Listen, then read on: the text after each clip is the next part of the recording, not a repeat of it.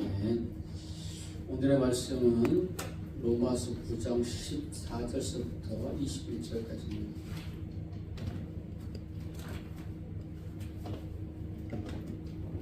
로마서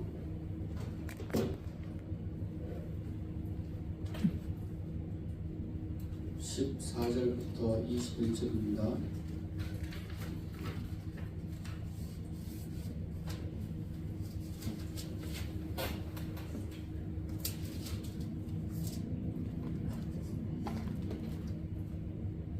로마서 9장 14절부터 21절까지 291페이지입니다.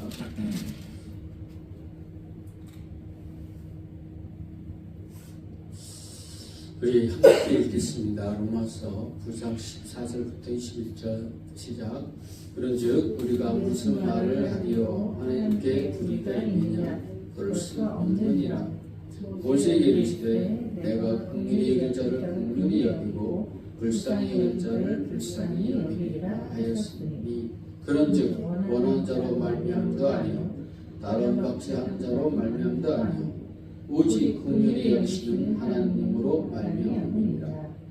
성경이 바로 이르시되 내가 이 일을 위하여 너를 세웠으니 곧 너로 말미암아 내 능력을 보이고 내 이름을 온 땅에 전파되게 하려 함이라 하셨으니 그런즉 하나님께서 하고자 하시는 자를 긍휼히 여기시고 하고자 하는 자를 완악하게 하시느니라.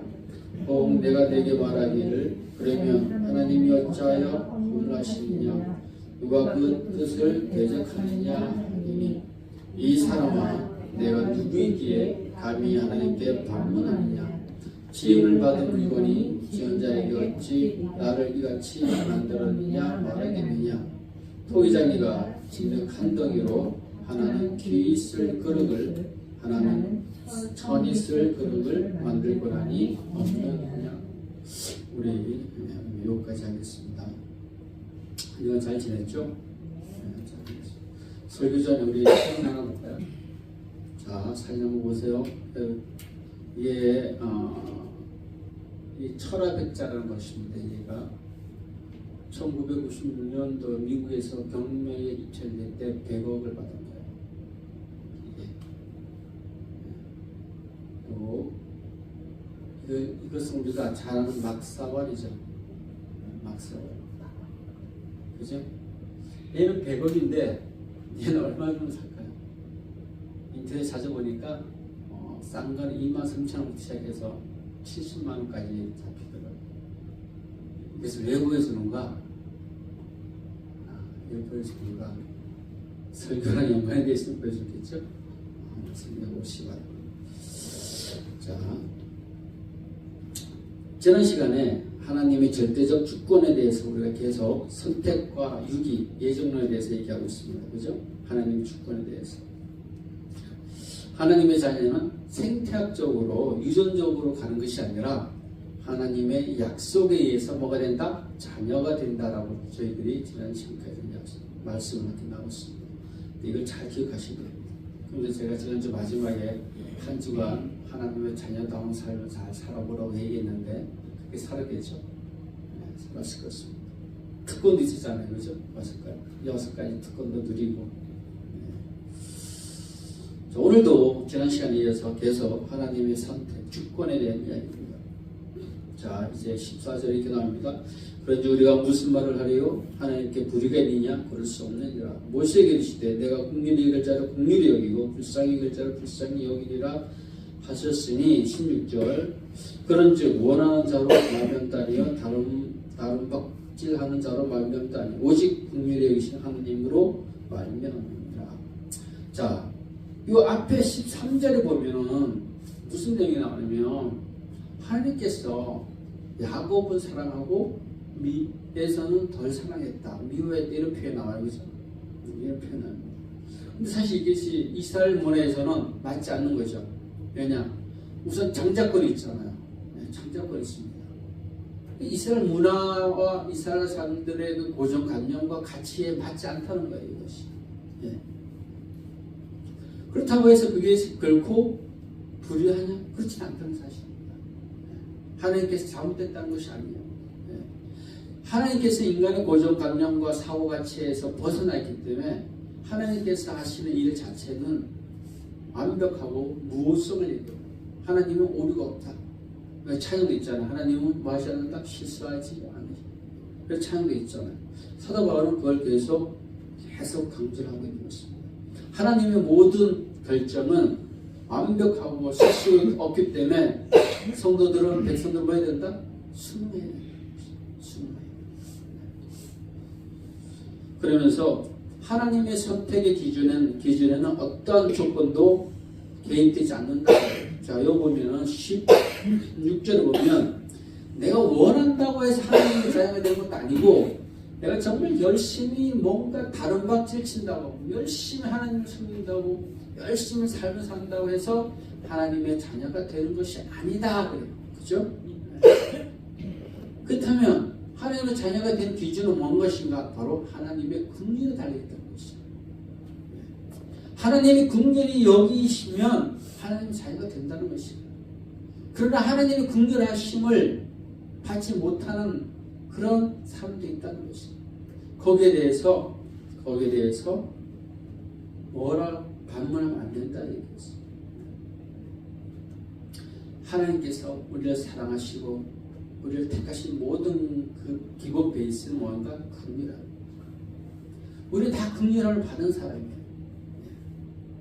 이거를 우리가 잊어보면 안 돼요. 아, 내가 긍휼함을 받았구나. 내가 긍휼함을 받은 줄 모르니까 내가 교만해지는 것입니다. 다른 사람을 미워하게 되고 다른 사람을 평가절하하게 되고 우리는 하나님의 자녀가 되었던 것은 일단 기본적으로 긍휼함을 내가 받은 존재구나. 그렇다면 우리 긍휼함을 뭐 해야 돼요? 베풀어줘야 돼요. 마태복음 18장 23절부터 35절을 보면 10,000달란트 빚진 자가 있는데, 그죠? 다 탕감을 받아요. 그런데 그 100데나리오, 지금으로 얘기하면 10,000달란트면 1달란트가 한 3,200만 원 정도 가거든요. 그러면 100데나리오면 한 8만 원, 요즘 돈으로 하면 한 12만 원 정도 가요. 보통 돈, 노임이니까. 도대체 몇 배를 탕감받은 거예요, 그죠? 10,000달란트를 탕감받은 사람이 한 달란트가 참 한 3천만 원 정도 되니까, 그죠? 많이면 진짜 얼마나 혜택받은 거예요? 그런데 100데나리오 받은 사람을 만나서 자기에게 빚진 걸 안 갚는다고 옥에 가둬버리죠. 어마어마하게 탕감을 받은, 긍휼함을 인한 탕감을 받은 자가 한큼 정말 좁쌀만한 비유하면 그렇죠. 빚진 자에게 악랄하게 가는. 이게 우리의 모습이라는 거예요. 이거 가만히 있으면 어디로 가요? 어떻게 됩니까? 침묵할 수밖에 없는 존재죠. 멸망받을 수 없는 존재. 그런 우리가 하나님께 긍휼함을 받아서 은혜를 받아서 지금 구원의 자리에 있다는 사실입니다. 그런데 그걸 우리가 잊어먹고 교회에서, 가정에서, 직장에서 타인을 막 미워하잖아요. 그렇죠? 평가하고 고발하고 인격 모독하고 허위사실 유포하고 그러면 안 된다는 것입니다. 하나님의 그 긍휼하심을 입은 존재구나라고 우리가 깨달을 때 하나님의 전적인 주권을 또한 뭐 할 수 있다? 인정할 수 있어요. 순종할 수 있어요. 그렇게 되면 내가 버릴 수 있다. 내 안에 자꾸 버릴 수 있다는 사실입니다. 그래서 우리가 말씀을 통하여서 은혜를 받는다. 깨달음을 얻는다. 그 깨달음의 은혜가 나를 어떻게 한다? 자꾸 성장시키는 거예요. 나를 확장시킨다는 거예요. 내 생각을 확장시키고 관용을 확장시키는 거죠. 이 말씀을 통하여서 우리가 들으면서 점점 신앙생활로 가져가는 사실입니다. 하나님의 긍휼하심을 입은 사람이 있고 그렇지 않은 사람이 있어요. 그죠? 그 성경에서는 첫 번째 인물이 바로 바로라고 얘기합니다. 17절. 자, 성경이 바로에게 이르시되 이 일을 위하여 내가 너를 세웠으니 곧 너로 말미암아 내 능력을 보이고 내 이름이 온 천에 전파되게 하려 함이라. 그런즉 하나님께서 하고자 하는 자를 긍휼히 하고자 하시는 자를 긍휼히 여기시고 하고자 하는 자를 완악하게 한다. 자, 하나님께서는 두 가지의 선택하십니다. 긍휼하게 할 수도 있고 버릴 수도 있다. 선택할 수도 있고 버릴 수 있다. 선택받은 자는 긍휼함을 여길 받았다는 것이고 버림을 받다 것은 완악하게 쓰임을 받는다는 사실입니다. 첫 번째 인물이 바로 바로죠. 바로. 그 인물, 자, 바로는 우리가 잘 아는 이집트 애국의 왕이죠. 바로라는 것은 원래는 파라오예요. 파라오인데 바로 이렇게 적은 거예요. 왕이라는 뜻. 원래의 뜻은 이것이 큰 집, 궁전, 뭐 그런 뜻이에요. 뭐 정치란 조정 이런 뜻인데 이게 이제 1450년부터 이게 왕의 이름 앞에 왕이 붙는 거예요. 이게 바로가 이제 왕이라는 뜻입니다. 그때부터 있어졌어요.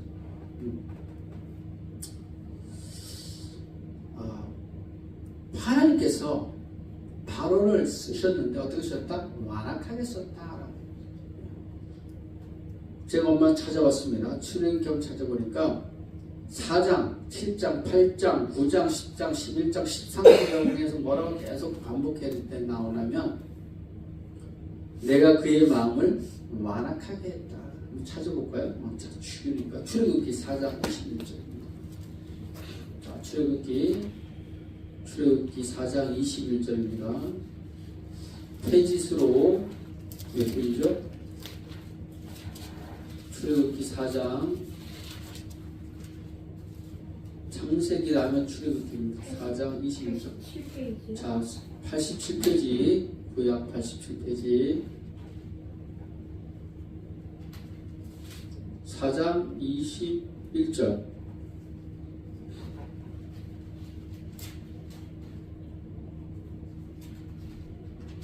자, 출애굽기 4장 21절 다 같이 읽습니다. 시작.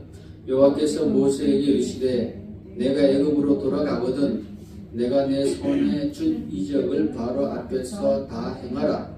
그러나 내가 그의 마음을 완악하게 한즉 그가 백성을 보내지 아니하니라.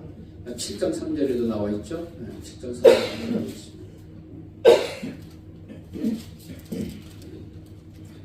91페이지입니다. 7장 3절 시작. 내가 바로의 마음을 완악하게 하고 내 표징과 내 이적을 애국 땅에서 많이 행할 것이라. 13절에도 또 나와 있어요. 13절 시작. 그러나 바로의 마음이 완악하여. 이게 계속 나와 있어요. 완악하게. 하나님이 이렇게 뭐였다? 쓰신 거예요. 왜 쓰죠? 나를 뭐하게 해요? 낙타를 위해서.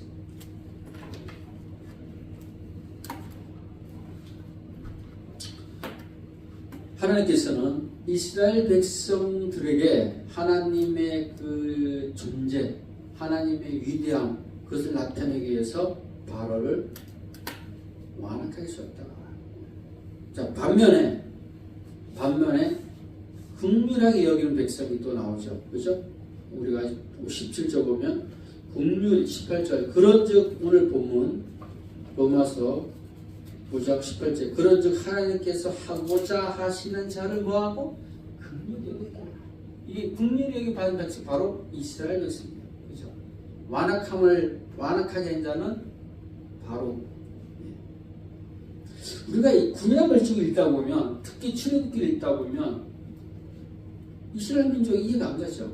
그죠? 안 갑니다. 하나님께서 구름 기둥과 불 기둥으로 인도하시는 앞에서 쫙 홍해를 만나죠. 홍해를 쫙 가르십니다. 건너게 하셔요. 우리는 그런 표적과 이정에 우리가 만약에 동참했다면 우리는 어떻게 생각합니까? 아유, 죽을 때까지 하나님을 보고 살 수 있겠다. 그런 마음을 겪잖아요. 그죠? 근데 이스라엘민족은 40년 동안 입히시고 먹이시고 바위를 쳐서 물을 내시고 쓴 물을 달게 만드시고, 그죠? 이런 성경은 어떻게 보면 하나님께서 자신을 드러내는 안에 그 메시지잖아요. 엄청나게 드러내고 불구하고 이스라엘 민족은 지속적으로 하나님을 뭐하죠? 배신하죠. 그래서 하나님께서 때로는 목이 고든 백성이라 그래요.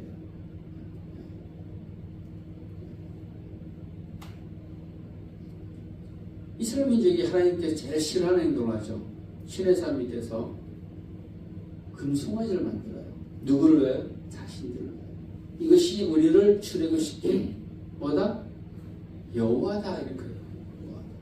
말도 안 되는 소리. 지금 18절의 내용이 출애굽기 33장 19절 얘기예요. 이걸 인용한 거예요. 인용한 겁니다. 출애굽기 3장 19절. 여호와께서 이르시되 내가 모든 선한 것을 내 앞으로 지나게 하고 여호와의 이름을 내 앞에 선포하리라. 나는 은혜 베풀 자에게 은혜를 베풀고 긍휼히 여길 자에게 긍휼을 베푸니라. 사도 바울이 이걸 인용한 거예요.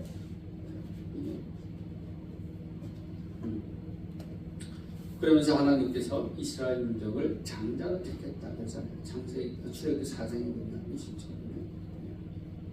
그러니까 이스라엘 백성이 뭔가를 잘해서 이렇게 선택이 된 게 아니라니까요.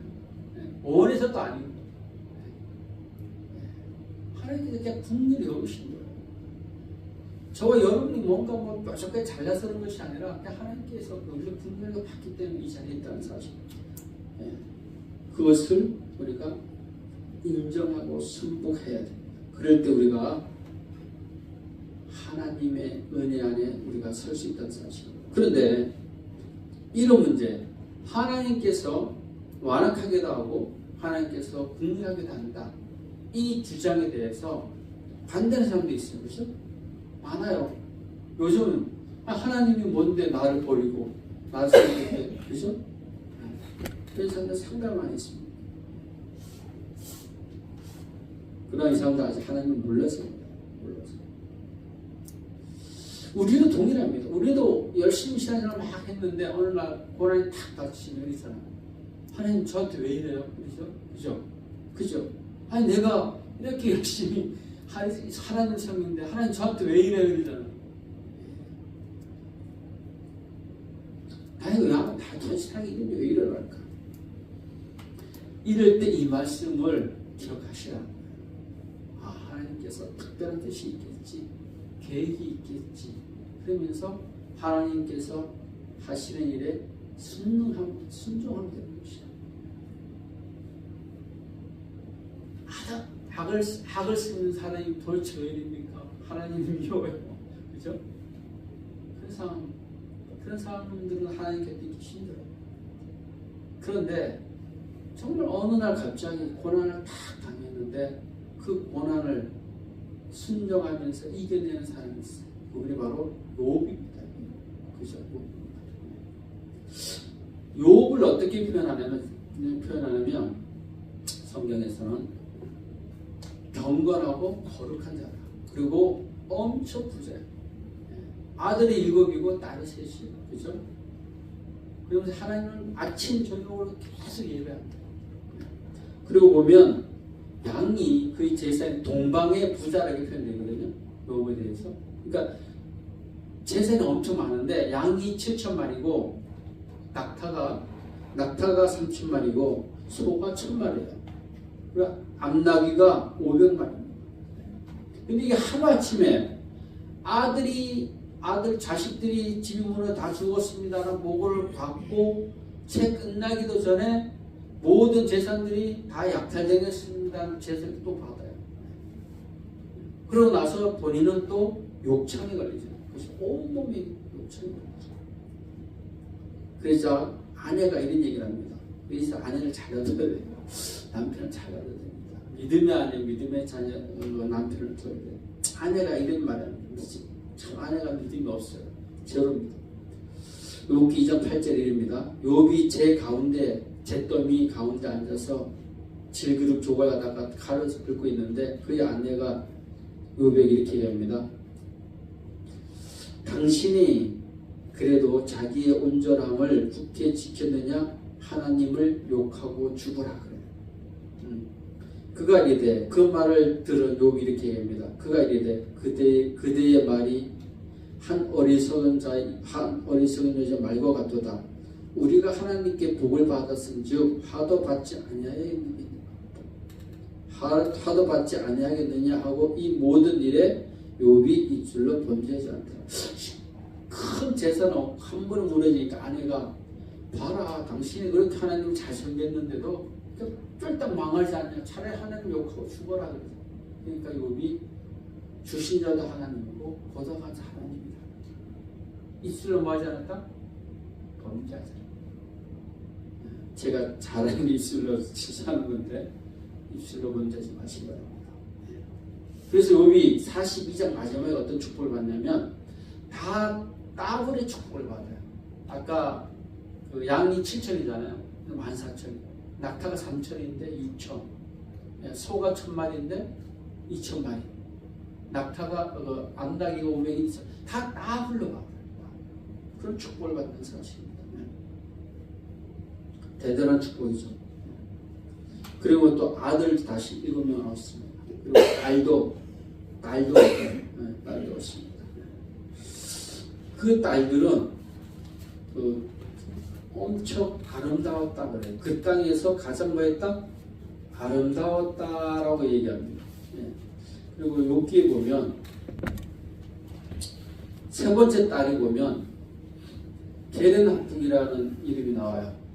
게렌하풍 혹시 아세요? 화장품 게렌하풍 몰라요? 오늘날 때 여러분이 쓰는 그 화장품 보관함 있잖아요.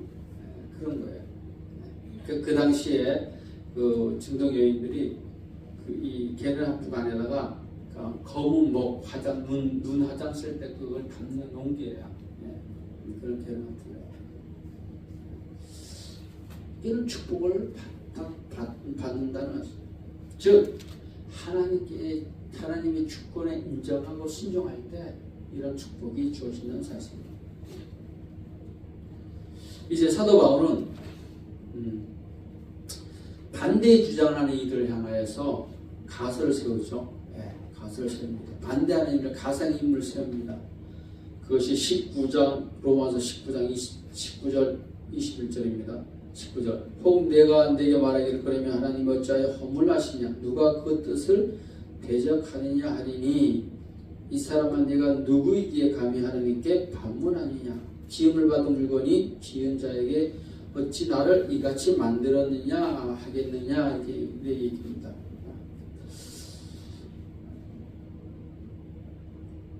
예수님 시대도 그렇고 사도 바울 시대도 그렇고 오늘날도 마찬가지고 하나님께 대적하는 일들이 있어요. 하나님의 주권, 하나님의 교회, 섭리에 대항하는 사람들이 많이 있습니다. 점점 많아져가요. 그죠? 그러면서 여기 보면 하나님이 어찌하여 허물하시냐, 하나님이 어떻게 우리를 꾸짖을 수 있느냐, 하나님 다 했다면서요. 누가 그 뜻을 하나님의 뜻을 대적하겠냐? 대적할 수 없다. 왜? 하나님이 다 했기 때문에. 모든 책임 누구한테 있다? 하나님. 내가 예수님을 안 믿는 것, 그것도 하나님 책임이라는 거예요. 왜? 하나님이 선택했으니까, 나를 버렸으니까, 유기했으니까 나 안 믿는 거야. 또 어떤 이는 뭐 굳이 내가 하나님 믿는 게 그렇게 대단한 건가? 하나님 나를 택했으니 나는 믿을 뿐이지. 모든 것을 하나님 탓으로 돌리는 것이. 이거에 대해서 사도 바울이 이렇게 얘기합니다. 20절 다 같이 읽습니다. 19장 20절 시작. 이 사람아 내가 누구이기에 감히 하나님께 반문하느냐 지음을 받은 물건이 지은 자에게 어찌 나를 이같이 만들었느냐.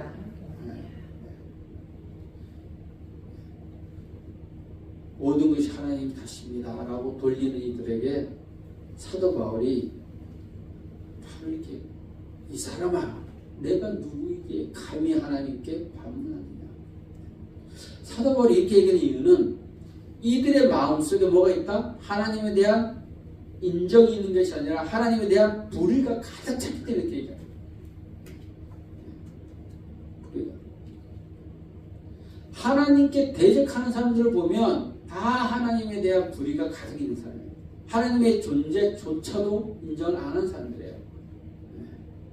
그러니까 사도 바울이 딱 잘라 얘기합니다. 이 사람아, 너가 가면 누구이기에 하나님께 방문하느냐. 겸손이 전혀 없고 엄청 교만한 존재들이죠. 이 사람들을 논리적으로 할 이유가 없어요. 이런 사람들은 논리적 설명을 하고 계속 꼬리에 꼬리를 물고 계속 지속적으로 뭐한다? 반문을 제시합니다. 왜? 그 안에 하나님이 없기 때문에. 하나님에 대한 불신밖에 없기 때문에. 그래서 사도 바울이 딱 잘라내는 거예요. 이 사람은 내가 누구이기에. 그 찬양사역가 누구죠? 뚱뚱하신 분. 박종호 장로님이죠. 그분이 노래하는 찬양 중에서 시편 8편 3, 4절에 이런 내용이 나옵니다.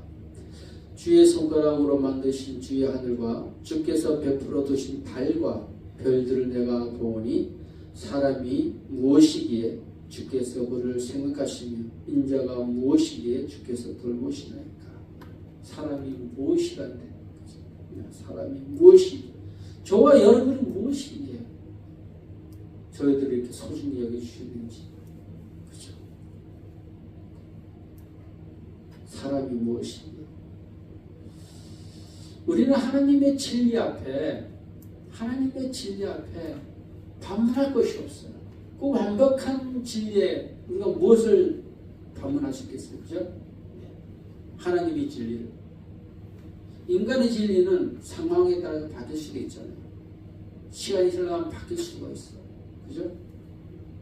제가 요새 벌거벗은 한국사라는 책을 많이 읽고 있는데, 거기 보면은 조선시대의 그 규정, 그 사람들이 정말 진리라고 믿었던 것들이 바뀌죠. 현재 바뀌잖아요. 그죠? 바뀝니다. 그러나 하나님의 진리는 절대 변하지 않는 것이죠. 그래서 우리가 거기에 대해 순종해야 돼요. 겸손하게. 하나님의 진리 앞에 우리가 겸손하게 입을 말에 다물어야 돼요. 다물어야 돼요. 9장 21절입니다. 토기장이가 진흙 한 덩이로 하나는 귀 쓸 그릇을 하나는 천이 쓸 그릇을 만들 권한이 없느냐. 있다는 것입니다. 하나님께서 이같이 섭리하는 것, 완악하게 쓰는 것, 국률하게 여기고 선택하는 것, 이 모든 것이 하나님의 주권에 달리는 것이고, 그것이 바로 뭐다? 진리라는 것입니다. 사도 바울은 토기장이를 하나님으로, 그죠? 진흙 한 덩이를 사람으로 표현했어요. 이것이 창세기 3장에 나오는 얘기잖아요. 하나님께서 뭘? 흙으로 인간을 만드셨죠. 그래서 토기장이를 하나님으로 비유해서, 진흙을 사람 아담과 하와를 비유해서 아담과 하와 즉 사람으로 비유해서 이 설명하고 있어요. 예정론이 가장 많이 있지만 저는 이 21절에 예정론이 비유적으로 잘 표현했다 생각합니다. 잘 표현했어요. 하나님께서 귀하게 만들기도 하고 또는 천하게도 만들게 한다는 사실. 아까 처음에 보여준 철학 운용 벽자 있죠. 아까 제가 보여준 거 매뉴얼 100억짜리. 반면에 우리가 막사발로 쓰는, 그죠? 고려백자, 고려백자 만들기 나름이에요. 그죠? 재료는 똑같아요. 만든 사람은 아닙니다. 우리가 임진왜란을 잘 알고 있죠. 임진왜란 때 우리나라를 쳐들어오게 한 도요토미 히데요시가 이 막사발을 너무나 사랑한 거예요. 너무나 사랑한 거예요. 이를 이도다완이라고 그러는데, 이 막사발을 차를 마신 거예요. 그리고 아들에게 주었어요. 아들은 또 다음 후계자에게 주고, 이걸 국보처럼 여긴 거예요. 우리는 그거를 김치 담고 동치미 먹고 그런 쓰는데, 그죠? 도요토미 히데요시는 그거를 엄청 귀하게 여깁니다. 이도 다환에 그래서 이때 무슨 얘기했냐면, 이도 다환한테 작자 막사발 하나를 갖고 이 성 전체를 바꾸지 않겠다는 성주도 있었어요. 일본에서는 이렇게 엄청난 소중한 막사발이 이도 다환이라고 유명하게 됐는데 쓰여졌어요. 또 아까 얘기한 거 그렇죠? 철학백자, 대국자. 자, 내가 이게 왜 하냐면 하나님께서 어떤 일은 막사발도 쓴다는 얘기예요. 그죠? 근데 이 막사발이지만 일본에 건너가니까 일본에서 쓰는 사람 도요토미 히데요시가 이 막사발을 이도 다환이라고 해서 엄청 소중하게 쓴다. 하나님께서 여러분들을 만드실 때 막사발로도 만들고 귀한 백자로도 만들지만 하나님께서는 막사발을 정말 귀하게도 쓰신다는 얘기예요. 쓰신다는 얘기예요. 내가 흙수저지만 하나님께서 나를 군수로 쓸 수도 있다는 얘기예요. 내가 왜 이렇게 태어났어요? 내 환경이 왜 이유가 아니라 하나님께서는 언제든지 투기장이신 하나님께서 우리를 어떻게 빚냐 그것도 하나님의 주권에 달려있고 하나님께서 그 토기장이가 만든 그릇을 어떻게 쓰냐도 하나님 손에 달려있다는 사실이에요. 그래서 우리가 낭망하시 나는 막사발인데 라고 좌절할 필요가 없다는 것이에요. 하나님께 여러분 쓰신다면 정말 성 한 채와 바꿀 수 없는 그런 소중한 이도 다환이 된다는 사실입니다. 어떻게 쓰여지냐가 중요한 것이에요. 저는 그래요. 어떻게 만들어진 것도 중요하지만 어떻게 쓰여지냐도 중요합니다. 아무리 좋은 금그릇이지만 쓰여지지 않고 창고 깊숙이 보관되어 있다면 뭔 의미가 있어요? 그렇죠? 하나님이 쓰시고자 한다면 막사발인 저희들도 더 소중하게 국보보다 더 소중하게 쓰시는 사실입니다. 그래서 오늘의 말씀을 마무리하겠습니다. 하나님의 주권에 뭐해야 된다? 순종하시기 바랍니다. 순종하시기 바랍니다. 내가 어떤 그릇인가가 중요한 것이 아니라 내가 하나님 앞에 어떻게 쓰여질 것인가가 중요하다는 사실. 한 주간 여러분들은 어떤 그릇이 되겠습니까? 어떤 그릇으로 쓰여지길 원하십니까? 한 주간 사순절을 맞이하여서 나는 어떤 그릇인가 어떻게 쓰여질 것인가 하나님 앞에 한번 묵상하는 시간이